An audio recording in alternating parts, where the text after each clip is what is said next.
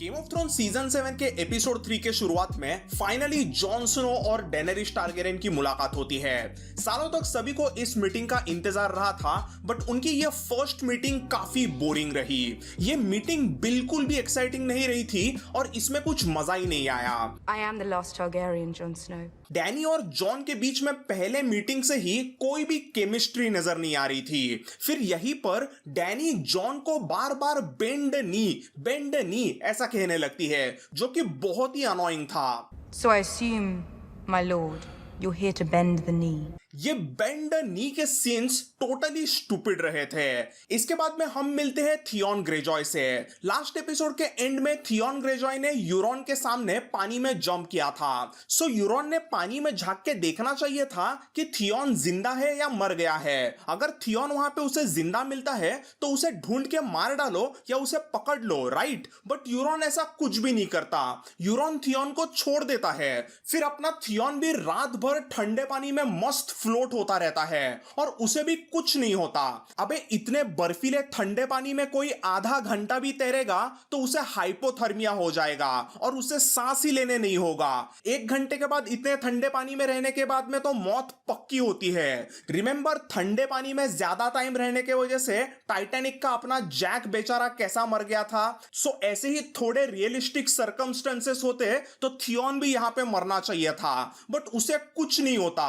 Theon Greyjoy पूरी रात भर बर्फीले ठंडे पानी में फ्लोट होता रहता है और उसे अगले दिन सुबह कोई ग्रेजॉयज बचा लेते हैं। अबे ये कौन से ग्रेजॉयज बाकी है भाई? और ये पूरे खुले समुद्र में एग्जैक्टली थियॉन के लोकेशन पर कहां से टपक गए? छोड़ो यार, आगे चलते हैं। अब किंग्स लैंडिंग में यूरोन यारा को बंदी बनाकर लेके आता है और यहां पर किंग्स लैंडिंग की जनता यूरोन का फुल ऑन जोश में स्वागत करते हैं। ये देख के तो मैं सही में शॉक्ड रह गया था। ये किंग्स लैंडिंग की आम जनता आखिर चाहती क्या है, ये मुझे कभी समझा ही नहीं। गेम ऑफ थ्रोन्स शो के सीजन 2 में किंग्स लैंडिंग में एक बड़ी रायट हुई थी। सब जगह पर अफरा तफरी मची थी क्योंकि वो लोग लैनिस्टर्स को हेट करते थे।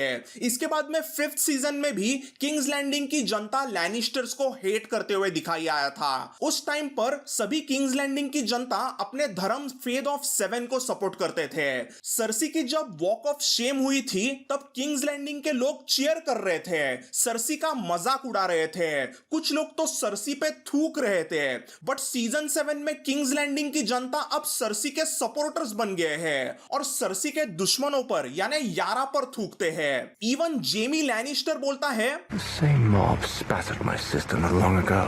हाँ जेमी, हाँ सही कहा तुमने। मैं भी शॉक्ड हूं कि क्राउड अचानक से सर्सी के लिए क्यों चीयर करने लगे हैं। ये किंग्स लैंडिंग के जनता का कुछ लॉजिक ही नहीं समझा। कभी वो सर्सी पे थूकते हैं तो कभी वो सर्सी के दुश्मनों पर थूकते हैं। और इसी में आज वापस गेम ऑफ थ्रोन्स के सबसे बड़े चूतिया पे की तो बात करनी ही पड़ेगी, और वो है सर्सी ने सेप्ट ऑफ बेलर में किए हुए धमाके की बात। सो सीजन 6 के फिनाले में सर्सी लैनिस्टर ने सेप्ट बेलर जैसी किंग्स लैंडिंग की एक हेरिटेज बिल्डिंग को उड़ा दिया था और ऐसा ब्लास्ट किया था जिसमें कुछ हजारों लोग मरे थे। उस ब्लास्ट में सर्सी ने टायरल्स के साथ साथ ही फेथ ऑफ 7 जैसे धर्म के सभी इंपॉर्टेंट लोगों को उड़ा दिया था। अब इस चीज का किंग्स लैंडिंग के आम जनता को कोई गुस्सा नहीं है क्या?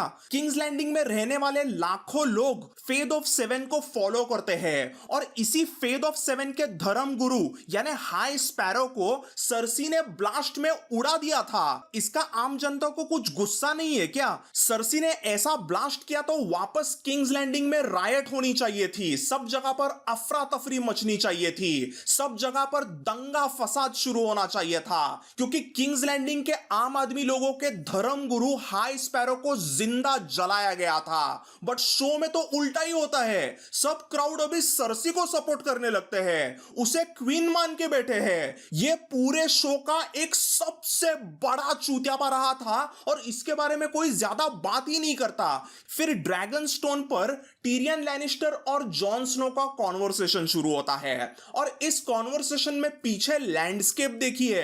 अभी ये ड्रैगनस्टोन का आइलैंड इतना बड़ा कब हो गया भाई? ड्रैगनस्टोन का आइलैंड तो हमेशा से ही छोटा सा आइलैंड था और ये पूरा आइलैंड मतलब एक बंजर जमीन था, क्योंकि ड्रैगनस्टोन पर सालों तक ड्रैगन्स ने यहां वहां आग मारी थी और पूरी जमीन को जला जला के उन्होंने उसको बंजर जमीन बना दिया था। सालों तक ड्रैगन फायर जमीन पे पड़ने के वजह से वहां पे खेती भी नहीं हो सकती थी।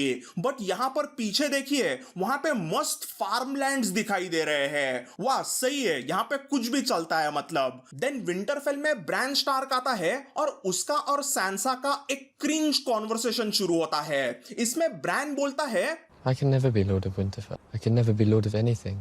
I'm the Three-Eyed Raven.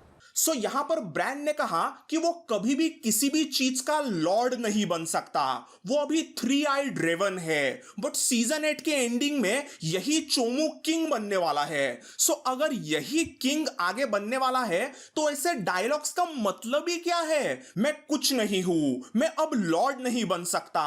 ये सब ऐसे बकवास सीन्स क्यों दिखाए गए हैं? Like what the fuck is logic behind this? Why should we take this seriously? Bran बोलता है कि वो अब थ्री आइड रेवन है। सो सैंसा उसका जब मतलब पूछती है तो ब्रान बार बार बोलता है कि it is difficult to explain. I don't know what that means. It's difficult to explain. I told you it's difficult to explain. अबे ये सब डिफिकल्ट टू एक्सप्लेन है क्योंकि शो के राइटर्स खुद डेविड एंड डैन को घंटा पता नहीं है कि ये थ्री आइड रेवन की स्टोरी का मतलब क्या है।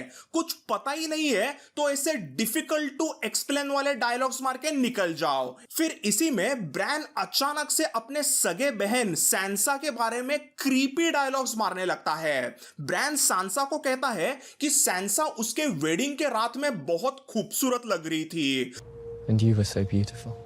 Like what the fuck man? वो शादी की रात तेरे बहन के लिए एक दर्दनाक हादसा थी। उस रात रैमसे ने तेरे सगे बहन के साथ जबरदस्ती की थी और तू उसी रात की याद सांसा को वापस दिला रहा है। सालों बाद अपने बहन को तू मिल रहा है और सबसे पहली चीज तुझे यही बोलनी थी क्या? ये कितना चूतिया सीन था। I just can't believe this scene. ये इतनी फालतू राइटिंग कोई कैसे कर सकता है? एपिसोड के एंड में अनसेलेड की आर्मी कैसरली रॉक पर अटैक करते हैं और एक बड़ा बैटल शुरू होता है। ग्रे वर्म और कुछ सोल्जर्स टिरियन ने बताए हुए खुफिया रास्ते से अंदर घुसते हैं और लैनिस्टर सोल्जर्स को खचाखच मारने लगते हैं। सो इसका मतलब कैसरली रॉक तो गया।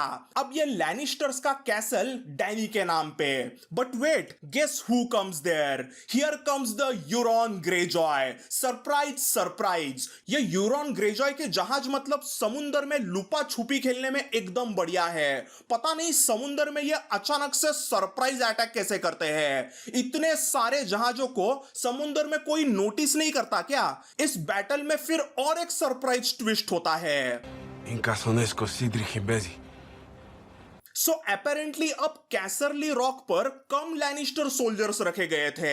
यानी सर्सी और जेमी लैनिस्टर चाहते ही थे कि कैसरली रॉक डैनी के नाम पे हो जाए। सो मतलब यहां पे जो लैनिस्टर सोल्जर्स रखे गए थे वो पूरा सुसाइड स्क्वाड था। उनको वहां पे अनसेलिड आर्मी के खिलाफ मरने के लिए छोड़ा था। और फिर असली लैनिस्टर सोल्जर्स की आर्मी होती है जेमी लैनिस्टर के साथ में। वो पूरी लैनिस्टर आर्मी लेके हाई गार्डन के यहां पे टायरल्स आर्मी के खिलाफ बैटल में जाते हैं। इस बैटल में टार्लिज लैनिस्टर्स को मदद करते हैं टायरल्स के खिलाफ बैटल में, विच वॉज जस्ट रिडिकुलस। कुछ 300 सालों तक ये टार्ली हाउस टायरल्स के बैनर में रहे थे, बट अभी वो उनके खिलाफ ही लड़ेंगे और उनको ही मारेंगे। क्या अजीब सिचुएशन है ये। एनीवेज सीजन 7 एपिसोड 3 का अखंड चूतियापा तो यही खत्म हुआ, बट एपिसोड 4 से तो अलग लेवल का नॉनसेंस शुरू होने वाला है। सो मिलते हैं अगले एपिसोड में। Bye and take care.